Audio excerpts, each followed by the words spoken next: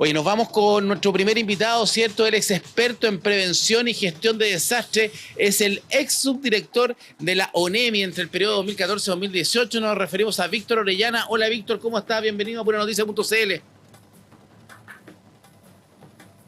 Hola, Jorge, ¿cómo estás? Buenos días. Saludar a todos por allá, por el paraíso, con y al mar. ¿Usted también está con Baguá, que lo vemos como medio nublado por el chavo? No. No, un poco para ocultar el orden que tengo atrás, pero bien, espero que no les complique. No, por supuesto que no, Víctor. Muchas gracias por este contacto. Estamos con Víctor Orellana, experto en prevención y gestión de desastres. Víctor, nos preocupa, ¿cierto? Lo que estamos a punto de vivir es un tema que todos los años justamente lo ponemos nuevamente a la palestra y queremos ir viendo cómo hemos crecido. ¿A qué me refiero? A la prevención de sobre todo los incendios. Estábamos hablando, ¿cierto?, que tenemos altas temperaturas, hemos tenido altas temperaturas esta semana. Rápidamente tuvimos un pequeño siniestro en Limache, tuvimos otro siniestro, ¿cierto?, en la Cuesta San Pedro y sabemos que vamos a tener un verano bastante violento. La pregunta es, ¿qué hemos aprendido? ¿Cómo estamos preparados? ¿Podemos enfrentar hoy día emergencias como la que han azotado nuestra región y también otros puntos del país de una manera distinta en esta temporada que viene? Mira, yo creo que, hemos ido aprendiendo en términos de desastre. Chile ha ido aprendiendo en base a la experiencia, ¿cierto? Y no solo de incendios, también terremotos, aluviones, tsunamis, ¿cierto? Países como los nuestros que están muy expuestos a este tipo de fenómenos, que son fenómenos naturales, digamos. La naturaleza se expresa a través de terremotos, volcanes, tsunamis, y en ese sentido, cuando uno habla de desastre, hay que evitar el concepto de desastre natural, digamos, porque que una expresión de la naturaleza se transforme en desastre no es solo por el fenómeno de la naturaleza, sino que porque se incorporan elementos sociales, culturales, económicos de nuestro modelo de desarrollo. Entonces, cuando se combina una amenaza o un peligro natural con un nivel de vulnerabilidad, digamos, y un grado de exposición, estamos frente al riesgo de un desastre. Entonces, un desastre es una combinación entre cosas naturales y no naturales, ¿ya? Entonces, en ese sentido, los incendios forestales están en otra categoría del punto de vista de los desastres, porque si bien se intensifican por efecto del calor, del viento, que son fenómenos naturales, acá en Chile, sobre todo, el origen del incendio forestal está muy ligado a la acción humana, ¿ya? Todas nuestras estadísticas hablan de que efectivamente casi el 100% de los incendios que se llaman forestales acá en Chile son provocados por acción humana, ya sea accidental, negligente o intencional. Entonces eso ya lo hemos aprendido. Uno de los aprendizajes que tenemos súper claro en Chile es que aquí los incendios forestales no se provocan solos, ¿ya? Y eso nos marca una línea de reflexión importante.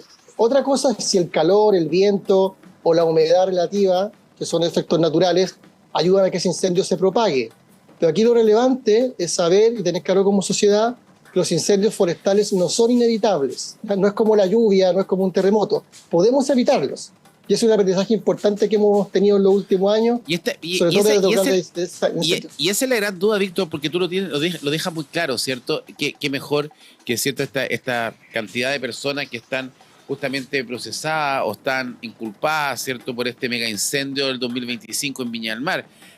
Personaje, es bombero, es integrantes de la CONAF, que es una verdadera vergüenza. Y tú dices, casi el 100% de los incendios forestales en Chile son generados por un tercero, ¿cierto?, por la mano humana.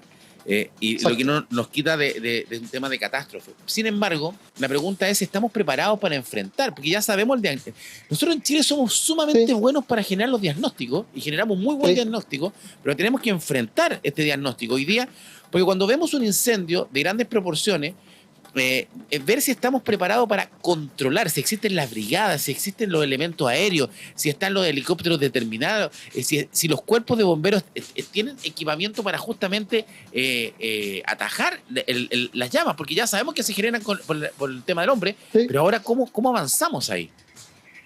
Mira, yo creo que, hay un punto de partida, efectivamente, desde ese diagnóstico que ya está consensuado y que todos lo sabemos, digamos. Hemos ido viendo que los escenarios se van complejizando cada vez más. Solo nos tocó en ONEMI hacernos cargo del incendio del 2017, ya han pasado casi 8 años, que fue uno de los primeros mega incendios a nivel global. Digamos, los incendios están siendo cada vez más grandes, están siendo cada vez más amplios en términos de superficie, y cada vez más violentos en términos de comportamiento, ¿ya? Eso genera un desafío en términos de la capacidad humana de controlar, de contener esos escenarios, ¿ya? Y ahí, en ese sentido, se ha ido incorporando, primero, una inversión que es importante. Yo siempre me acuerdo cuando nos tocó el 2017 enfrentar los incendios, en ese tiempo hablábamos de presupuestos de cerca de 40.000 millones de pesos, que en ese tiempo sonaba mucho dinero, y hoy día estamos invirtiendo en combate y prevención 4 veces ese monto, ¿ya? Ahora, el tema es si efectivamente eso es suficiente o no, ¿ya? El año 2024, cuando fue el incendio de Quilpué a Viña del Mar, la inversión era bastante alta también en aeronaves, en brigadas, en elementos de combate. Pero así todo, tuvimos el incendio más lamentable en términos de pérdida de vida humana. Entonces, no es suficiente. Justamente, Víctor, no es suficiente.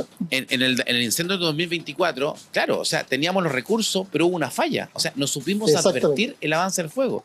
Y esa falla vino justamente, y también del origen, claro. O sea, teníamos todos los elementos, pero no fuimos capaces de alertar. Eso es lo que yo te digo hoy día, porque hoy día la proliferación también de tomas, ¿cierto?, en diferentes lugares de acceso, los loteos ilegales que existen, también ayudan de una u otra manera a que estos incendios puedan avanzar mucho más rápido. Pero sí, existe la preparación, ahí, claro, tenemos los equipos técnicos preparados para poder controlar. A mí la duda que me cabe, y a veces Bomberos se siente atacado con lo que uno mira, ¿está realmente preparado Bomberos, cierto, para el manejo de una emergencia? Mira, súper buena pregunta esa, y quiero dejar para después el punto anterior, que hablabas tú del ordenamiento territorial. Ya hablabas delante de las tomas de Placilla, de San Antonio, y es un punto que está en el ámbito de la vulnerabilidad, digamos, ¿ya? Que tiene otra base, tiene otra explicación y una condición de base de nuestro modelo de desarrollo, que es la pobreza, digamos, ¿ya? Y que no tiene nada que ver con los incendios forestales o con los terremotos o con los tsunamis, pero es un factor que determina un grado de vulnerabilidad importante. Ahora, yendo a lo que es la preparación, efectivamente, como te comentaba, nosotros a nivel de cuerpos de bomberos, de CONAF, tenemos un capital humano súper especializado que de hecho hace cooperación en otros países, tiene mucha preparación y un equipamiento de muy buen nivel. Las aeronaves que se traen son de muy buen nivel y se combinan con los aportes de las forestales, que también tienen muchos recursos. El tema es, y eso es lo que te comentaba como experiencia del 2017 y lo que pasó también en el 2024, que hay incendios que en cierta escala ya escapan de la capacidad humana de poder ser controlados, ¿ya? Los incendios hasta cierto nivel, como están siendo intensificados por el viento, por la temperatura, digamos, en algún momento ya empiezan a ser escenarios complejos de poder administrar y de poder controlar, ¿ya? Y en ese sentido lo que se va haciendo es combinando elementos de combate terrestre con combate aéreo hasta que las condiciones del tiempo atmosférico sean más favorables. Lo que hablas tú de la vaguada costera. La vaguada costera es una bendición en tiempos de incendios forestales, ¿ya? Porque de alguna forma genera un nivel de humedad que apacigua, digamos, cualquier riesgo de incendio, y en el caso que ocurra un incendio va determinando una condición nueva que hace que ese calor disminuya y el incendio se pueda controlar. Entonces, hay una combinación, pero la acción humana en cierta escala de incendios no es suficiente. Hay un 1 o 2% de incendios que se descontrolan. Hay un gran porcentaje de incendios que se controlan rápidamente, pero cuando uno se arranca o se escapa, como fue el del 2024 o del 2017 o algunos del 2019, efectivamente hay muy poco que hacer desde el punto de vista de la capacidad humana, sino que más bien ir controlando el avance. Estamos con Víctor Orellana, cierto, experto en prevención y gestión de desastres. Víctor, cuando se produce un siniestro de esta envergadura, ¿hay un encargado del incendio? ¿Hay una persona como un gran jefe? Porque una de las cosas que más me llamaba la atención a mí justamente el año 2024, del incendio, del mega incendio de Viña del Mar, que llegaban diferentes compañías de bomberos de Santiago, ¿cierto?, del sur, del interior, pero como que llegaban los carros bomberos y no sabían qué hacer, como que no había como un liderazgo que los pudiese ordenar, decir, ya, el carro 23 vaya para este lado, el 24 para este lado. Hay un encargado de incendio, Sí. ¿Quién es la persona que es el que lleva el director de la orquesta, ¿cierto?, y que va ordenando todos los elementos para ir ocupando de buena manera todos los recursos? Súper buena pregunta, porque cuando hay un escenario de ese tamaño, de esa complejidad, se dan distintos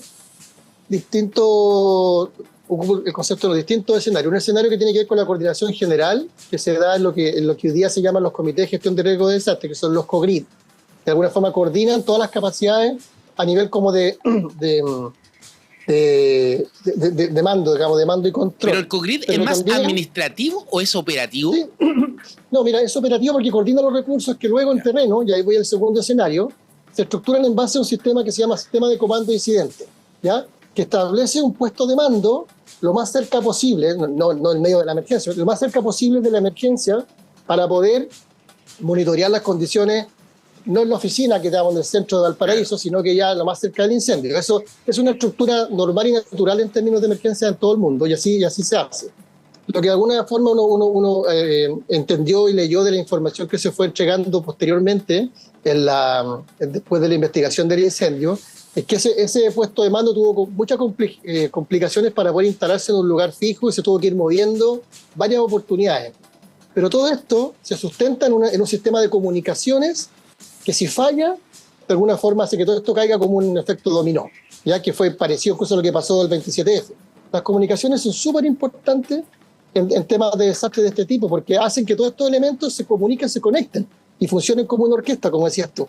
Entonces, cuando el sistema de comunicaciones falla y no hay un flujo de información desde el que está en terreno hasta el que toma las decisiones, desde el punto de vista, ahí eso falla. Claro, es imposible mediar. Ahora, y si eso no se comunica a la población, peor, uno puede evacuar. Antes de los incendios, ¿te acuerdas? Hace un par de años atrás, se hablaba de estos superaviones, ¿cierto? Que eran como la gran solución para poder tener justamente el ataque real a los diferentes siniestros. Chile no tiene estos superaviones, estos supertanques, y todos los veranos estamos gastando una cantidad de plata que arrendamos y arrendamos. ¿No convendrá tener su propia flota, Chile, de un par de supertanques y comprarse estos superaviones o no? Sí, mira, a ver, si es por barato, es mucho más barato arrendar que tener uno. Ojo, porque en el fondo, a ver, esta aeronave de distintas escalas, como esa que está mostrando ahí, siempre tiene que ir en combinación con otros elementos que tienen otras configuraciones para otros tipos de territorio. Como ve ahí, ¿cierto? Ese supertanque va pasando por una zona relativamente plana, entre comillas, que para efectos de terrenos más montañosos, más cerrados, como hay en Valparaíso, por ejemplo, la zona de Quebrada, no logra tanta efectividad, ¿ya? Porque tiene que volar muy alto y con un techo, digamos, de navegación que es bastante complejo en términos de su movimiento. Entonces, para otro tipo de terrenos se requieren otro tipo de elementos como helicópteros de gran envergadura o aviones, digamos, mucho más ágiles. Entonces, aquí el secreto es combinar. Bueno, no es un secreto, es un estándar. Es combinar elementos de distintas escalas. Ahora, ojo también, la aeronave por sí sola no apaga el incendio. De hecho, los incendios se apagan más bien en tierra. Aquí la clave son las brigadas. Son las personas, las maquinarias que están frente al incendio, en el incendio, modificando el material vegetal y el suelo para que no se siga creciendo, digamos, este incendio. Y el avión, la aeronave, va lanzando agua con retardante de tal forma de ir haciendo que el incendio avance más lento. Entonces, hay una combinación ahí entre ataque terrestre y ataque aéreo. Ahora, la capacidad de aeronave a nivel global está siendo cada vez más exigida porque ahora tenemos incendios en el hemisferio sur y en el hemisferio norte al mismo tiempo. Antiguamente, digo, en nuestros tiempos, claro, había una temporada en el sur y después una temporada en el norte. Y toda la aeronave y la brigada iban todo el año trabajando, digamos, pero en distintos espacios. Hoy día estos años hemos tenido incendios acá en el sur y al mismo tiempo en el hemisferio norte. Y eso es súper complejo porque hace que estos recursos, que son escasos, no estén disponibles. Entonces, es súper bueno lo que hacen acá en Chile, digamos lo que hacemos, que arrendamos anticipadamente y aseguramos tener el material en la temporada nuestra, de tal manera de poder usarlo cuando lo necesitamos. Porque si tuviéramos material propio, lo usaríamos durante pocos meses, de manera bien intensa, y todo el resto del tiempo estaría más bien estacionado y con costos de mantención que no son menores. Entonces, la modalidad siempre va a ser para países como los nuestros. El arriendo, o sea, el arriendo y no la compra, digamos. El arriendo, claro, porque de alguna forma... Ahora, tú me dijiste que las brigadas eran importantes. ¿Cuánto sería una brigada óptima, por ejemplo, para una región como la nuestra en Valparaíso, para una temporada de verano? ¿Cuántos hombres debiésemos tener en estas brigadas? Mira, eso está súper bien estructurado acá en Chile para efectos de ciertos escenarios. ¿Ya? Hay un concepto que es bien importante aquí como para que vayamos también alineando cierta nomenclatura. Decir emergencia, desastre y catástrofe no es lo mismo. ¿Ya? Claro. A veces se usan como sinónimos, pero para efectos de lo que es sistema de gestión de desastre, son distintos niveles de un evento que va creciendo y que va requiriendo que se incorporen otros recursos desde afuera, ¿ya? Cuando hay una emergencia, se puede de alguna forma eso controlar con los recursos que tengo a disposición de manera directa. Cuando eso se supera, pasamos a un nivel de desastre, en que requiero yo tener recursos de nivel nacional. Y cuando eso se supera, pasamos al nivel de catástrofe, que quiere decir que el país ya no es capaz por sí solo. Pero en un tema de emergencia normal. Claro, entonces a nivel de emergencia y desastre, en Chile estamos bastante bien armados en términos de brigadas, porque el sistema permite ir incorporando brigadas nacionales en la medida que se va necesitando. Son brigadas, son equipos muy eficientes de 20 o 30 personas que tienen una estructura interna y que se van sumando dentro del incendio en la medida que se van requiriendo. ¿Pero cuántas brigadas debiésemos tener aquí en la región por una temporada de verano? Mira, aquí en el fondo el número que hoy día, bueno, cuando estábamos nosotros en 2017, habían bastante menos que hoy día, pero yo recuerdo ya números de 100, 120 brigadas por región, lo cual igual es un número importante, pero el 2017 fueron superadas, digamos. O sea, cuando fue el 2017 me acuerdo que a mí me tocó, de hecho, puntualmente gestionar la llegada de brigadas internacionales, y tuvimos que traer más de 600 personas de otros países para poder colaborar con mexicanas, me acuerdo, ¿no? Trajeron mexicanas, portuguesas, italianas, o sea, gente súper especializada, que son profesionales también. Estamos con Víctor Orellana, experto en prevención y gestión de desastres, pero también ex subdirector de la ONEMI entre el año 2014 y 2018. Víctor, tú que fuiste ONEMI, hoy día es Senapred, ¿es lo mismo con otro nombre o algo cambió? No es lo mismo. Hay una base, sí, hay una base. Me tengo que hacer un poco responsable porque a mí me tocó también participar en el diseño del Senapred, ¿ya? Cuando trabajamos nosotros, me tocó trabajar en el proyecto de ley, discutirlo con el Congreso, con el Ministerio de Hacienda, con un modelo que fue avanzando en esa discusión, que de hecho esa discusión nos demoramos 10 años en tenerla. Ojo, ese proyecto de ley partió el 2011 y terminó el 2021. O sea, sí, nos tomamos bastante tiempo en armar esto. Sí, nos tomamos un tiempo importante como país. Y ahora lo que tenemos es fruto de esa conversación y de esa reflexión, ¿ya? Entonces, en ese sentido, lo que se tiene hoy día es un modelo que, ojo, que está todavía en implementación, ¿ya? Se ha demorado, sí, claro, porque lo que uno va viendo, yo estoy observando esto desde fuera, es que todavía el diseño que está planteado en la ley no se ha terminado de implementar por un tema también de recursos, que también no son todavía suficientes para efecto de tener el personal que se requiere para que este servicio sea más grande. Cuando nosotros estábamos en ONEMI éramos cerca de 400 personas, ¿ya? El servicio, el Senapred, que es un servicio nacional, requiere otra estructura. De hecho, hoy día se están empezando a implementar oficinas a nivel provincial, que es un detalle no menor, porque hoy día entre la región y las comunas hay una distancia importante. La capital regional en algunas regiones está muy lejos de las comunas y es súper importante el nivel provincial para poder generar una malla de cobertura mucho más eficiente. Eso se está avanzando ahora, un poco lento, pero va a ayudar a que esto tenga una mayor robustez. Ahora, la ley, como te digo, tiene un diseño, el papel está bastante bien descrito, pero es súper importante meterle recursos para que haya plata también en los municipios, que son súper importantes en esta ley. Los municipios en esta ley tienen obligaciones que antes no tenían, ¿ya? Los municipios ya están obligados a tener planes y a tener capacidades propias para poder ser la primera línea de ayuda en caso de una emergencia. Bueno, eso es súper clave. Cuando uno entiende la sigla Senapred, ¿cierto? Es Servicio Nacional de Prevención, ¿cierto? Y respuesta ante desastre.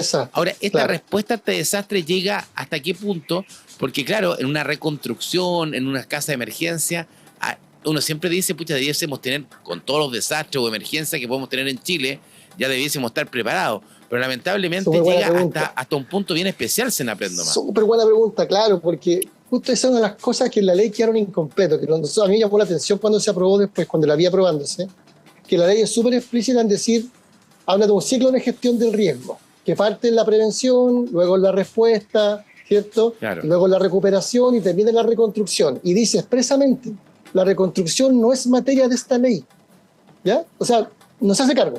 ¿Ya? Lo enuncia cuando se hace cargo y lo deja de alguna forma huérfano. Y lo deja en el limbo. Lo dejó huérfano, claro, y hasta el día de hoy todavía no está suficientemente tomado. De hecho, apareció hace 2 años, o hace el año pasado, digamos, el tema de reconstrucción en la nueva ley del Ministerio del Interior. ¿Ya? Ahora el tema se derivó al Ministerio del Interior, lo cual está bien, pero todavía no está desarrollado. Y mientras tanto, entre el 2021 y este año, lo que hemos ido haciendo, como lo hemos hecho siempre, es ir como de alguna forma generando sistemas nuevos, inventando elementos, inventando encargados, coordinadores, elementos sin mucha fuerza, digamos. La lógica original sería que justamente Senapred sea un organismo tan robusto que permita absolutamente todo, ¿no? Mira, no necesariamente es un diseño, es una posibilidad. De hecho, se conversó en su momento, pero se sacó justamente porque lo que se requiere en efecto de reconstrucción son capacidades de gestión súper importantes, pero también de planificación y decisión. ¿Ya? Hay que tener un buen plan, hay que tener mano política para poder empujar esto y tener un financiamiento de largo plazo. ¿Y no se puede tener planes estándar prediseñados? Mira, la experiencia internacional que hemos tenido nosotros es que, claro, cada diseño, cada desastre tiene una historia distinta. Una historia, un desafío. Y lo que nos ha ido pasando en Chile es que desde el año 23, 24, tenemos un esquema hoy día en base a comités que coordina el Ministerio de Desarrollo Social. Aquí siempre se hace el foco en vivienda, pero el responsable de la reconstrucción hoy día en Chile es el Ministerio de Desarrollo Social y Familia, ¿ya? Sí. No es el Ministerio de Vivienda. Entonces, eso habla de que se requiere una visión mucho más integrada que hoy día no se está ejecutando, y bueno, el resultado es lo que estamos viendo hasta ahora ahí en Villa Valparaíso, que este modelo que estamos improvisando nuevamente no está funcionando porque no tiene capacidad, no tiene dientes, este león. No. Entonces, de alguna forma, es lento y eso hace que la población se vea afectada y que tengamos desastres que van recurriendo y van afectando la misma zona todos los años. Ya los desastres ya nos pillaron, por así decirlo. Entonces, sí, todos los años ocurre algo en el mismo lugar y tenemos procesos de reconstrucción que se van superponiendo. Y eso requiere un modelo nuevo, un modelo chileno, que ya no tenemos todavía y hay que tener urgentemente para que esto se gestione de manera eficiente y, exacto, sobre todo tengamos damnificados que puedan resolver rápidamente su situación, digamos. Sí, eso es. Víctor, muchas gracias por este contacto, experto en prevención y gestión de desastres. Uno va conociendo, ¿cierto?, con gente que sabe, que además ha tenido la experiencia de ser parte del antiguo NEMI y también tener la tranquilidad que podemos estar quizás mejor preparados de lo que uno piensa. Muchas gracias, Víctor. Siempre que sí. Muchas gracias a ustedes. Saludos a todos, que estén súper bien. Buen verano.